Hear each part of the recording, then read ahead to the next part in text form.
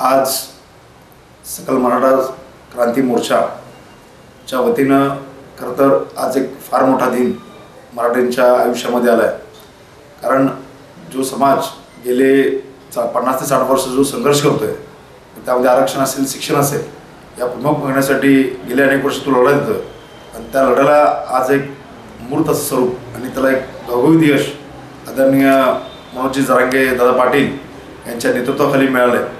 आपण पाहतोय की गेले अनेक वर्ष मराठा समाज या विविध प्रश्नांवर लढतोय, परंतु त्या नोंदी असतील, या नोंदी मिळवण्याचं काम या ठिकाणी मनोज दादा जरांगे पाटील यांच्या मागणीनुसार झालं आहे आणि सगळे सोयरे याचा सुद्धा उल्लेख या ठिकाणी या GR मध्ये झाला आहे।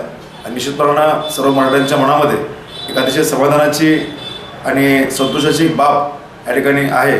आणि आज आपण पाहतोय सर्व मराठा समाज एक वेगळ्या मूडमध्ये, जोशमध्ये, आणि निश्चितपणानं हेच यश या ठिकाणी मराठा समाजाची जी एकी आहे ही कायम राहो आणि येणाऱ्या काळामध्ये मराठा समाज असाच विविध प्रश्नांवर एकत्रितपणे लढेल आणि समाजाची आर्थिक उन्नती या ठिकाणी प्राप्त करून घेईल।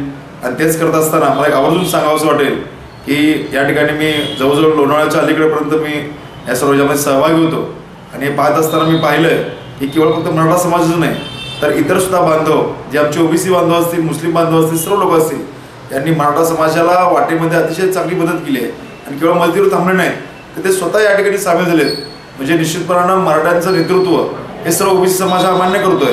12 बलिदानांना घेऊन जाण्याचं काम या ठिकाणी मराठा समाजाने केलं आहे आणि निश्चितपणानं मराठामध्ये आणि OBC मध्ये कोणत्याही प्रकारची दरी या ठिकाणी नाही आहे। परंतु दुर्दैवाने काही नेते या ठिकाणी ते दरी निर्माण करण्याचा प्रयत्न करत आहेत, परंतु सर्व मराठा समाज, OBC समाज हा पहिल्यापासून हा भावाभावाचा करायला आहे। आणि निश्चितपणानं मी सर्व OBC बांधवांचं, सर्व मुस्लिम बांधवांचं, या ठिकाणी मराठा समाजाचा एक नागरिक म्हणून, एक लोकप्रतिनिधी म्हणून या सर्वांचे या ठिकाणी मी खूप खूप आभार मानतो आणि समस्त मराठा बांधवांचं खूप खूप अभिनंदन करतो।